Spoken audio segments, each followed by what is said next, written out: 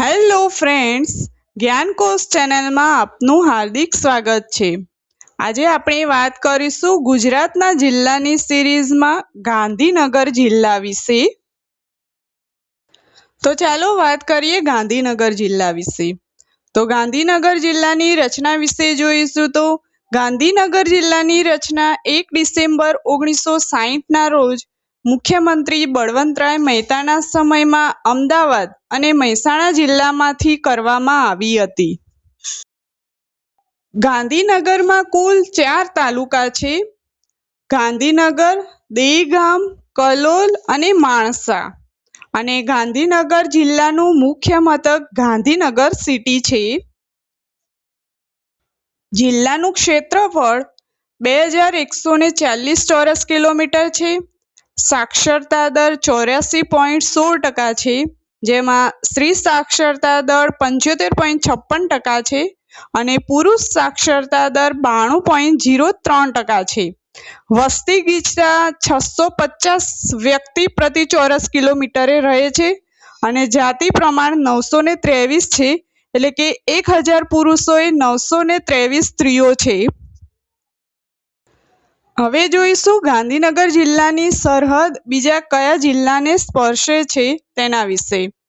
તો ઉત્તરે મહેસાણા અને સાબરકાંઠા જિલ્લાને સ્પર્શે છે, દક્ષિણમાં અમદાવાદ જિલ્લાને, પૂર્વમાં અરવલ્લી અને ખેડા જિલ્લાને સ્પર્શે છે અને પશ્ચિમમાં મહેસાણા જિલ્લાને સ્પર્શે છે।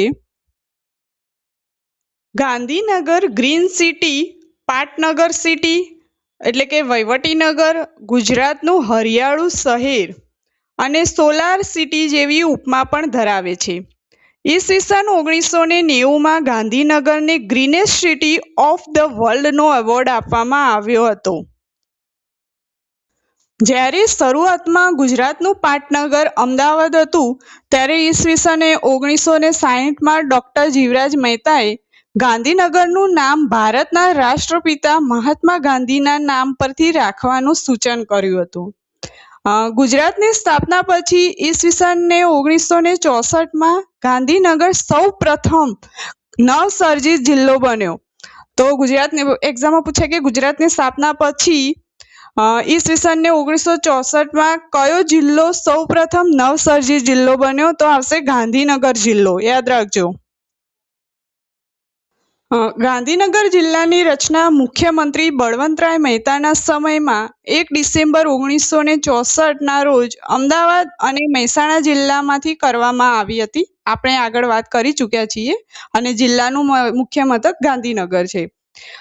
ઈસવીસન 1965માં હાલના ગુજરાત વિદ્યુત બોર્ડ સ્થિત થર્મલ પાવર સ્ટેશનના સર્કિટ હાઉસના મકાનની જગ્યાએ ગાંધીનગરની પ્રથમ ઇમારતની ઈંટ મૂકવામાં આવી હતી। ચંદીગઢના સ્થાપક લા કાર્બુઝિયરની દેખરેખ હેઠળ સ્થપતિ H.K. મેવાડા અને પ્રકાશ આમ્ટે દ્વારા ગાંધીનગર જિલ્લાની ડિઝાઇન તૈયાર કરવામાં આવી અને ગાંધીનગરને નાના મોટા 30 સેક્ટરમાં વિભાજિત કરીને સુઆયોજિત નગર વસાવવામાં આવ્યું હતું। ગુજરાતના શહેરોમાં સૌથી વધુ વૃક્ષો ગાંધીનગર શહેરમાં આવેલા છે। ગાંધીનગર જિલ્લામાં આવેલી નદીઓ વિશે જોઈશું તો ગાંધીનગર જિલ્લામાં સાબરમતી નદી, ખારી નદી, મેશ્વો નદી અને વાત્રક નદી આવેલી છે, જેમાં સાબરમતી નદી અને મેશ્વો નદી એ ગાંધીનગર જિલ્લાની મુખ્ય નદીઓ છે। આગળ આપણે વાત કરીશું નદી કિનારે વસેલા શહેરોમાં સાબરમતી નદીના કિનારે ગાંધીનગર અને મહુડી શહેર વસેલા છે। નેક્સ્ટ જોઈશું તો સમગ્ર ગુજરાતમાં પુરુષ સાક્ષરતામાં ગાંધીનગર પ્રથમ ક્રમાંકે છે, જેમાં 92.03% પુરુષ સાક્ષરતા છે, યાદ રાખજો। આગળ આપણે વાત કરીશું ગાંધીનગર જિલ્લામાં આવેલા અભયારણ્યો વિશે। તો ગાંધીનગર જિલ્લામાં ઇન્દ્રોડા પાર્ક અભયારણ્ય આવેલું છે અને સરિતા ઉદ્યાન આવેલું છે। હવે આગળ આપણે વાત કરીશું જિલ્લાની આર્થિક માહિતી વિશે, જેમાં પહેલા આપણે વાત કરીશું પાક વિશે। તો ગાંધીનગર જિલ્લામાં બાજરી, ઘઉં, તમાકુ, જુવાર, ડાંગર, મગ, એરંડા, વરિયાળી, બટાકા વગેરે જેવા પાક થાય છે. ખનિજો વિશે જોઈશું તો ઇન્દ્રોડા, વાવોલ, છત્રાલ અને પાંસરમાંથી ખનિજ તેલ તેમજ કુદરતી વાયુ મળી આવે છે. ગાંધીનગરના કલોલ તાલુકાના પાંસર ખાતે તેલ ક્ષેત્ર આવેલું છે. ઉદ્યોગોમાં જોઈશું તો ઇલેક્ટ્રોનિક્સ ઉદ્યોગના વિકાસ માટે ગાંધીનગરમાં ઔદ્યોગિક વસાહત સ્થાપવામાં આવી છે. ખેતી અર્થે લોખંડના ઓજારો બનાવવાનો ઉદ્યોગ વિકાસ પામેલો છે, જે ગાંધીનગરના દહેગામ તાલુકામાં લોખંડના ઓજારો બનાવવાનો ઉદ્યોગ વિકસેલો છે. ખનિજ તેલ અને કુદરતી વાયુઓનું સ્થળ કલોલ તાલુકો છે. કલોલમાં ઇફકોનું રાસાયણિક ખાતરનું કારખાનું આવેલું છે. ગાંધીનગર જિલ્લામાં મધર ડેરી આવેલી છે. જિલ્લામાં આવેલા સંશોધન કેન્દ્ર વિશે જોઈશું તો ફ્રૂટ રિસર્ચ સ્ટેશન એટલે કે ફળ સંશોધન કેન્દ્ર આવેલું છે, અને regional station for forage production and demonstration જે કૃષિ અને ખેડૂત મંત્રાલય હેઠળ કાર્યરત છે, અને તે પશુઓ માટે ગુણવત્તાયુક્ત ચારાનું ઉત્પાદન કરે છે. આગળ આપણે વાત કરીશું તો ગુજરાતનું પ્રથમ સાંસ્કૃતિક વન પુનિત વન વર્ષ 2004માં 55મા વન મહોત્સવ દરમિયાન ગાંધીનગર જિલ્લામાં સ્થાપવામાં આવ્યું હતું. વર્ષ 2010માં ગાંધીનગરને મહાનગરપાલિકાનો દરજ્જો આપવામાં આવ્યો હતો. ગાંધીનગર ખાતે આવેલી વિધાનસભાનું નામ સરદાર વલ્લભભાઈ પટેલના મોટા ભાઈ વિઠ્ઠલભાઈ પટેલના નામ પરથી વિઠ્ઠલભાઈ પટેલ ભવન રાખવામાં આવ્યું છે. ભારત દેશનું એકમાત્ર legal history museum Gujarat national law university ગાંધીનગરમાં આવેલી છે.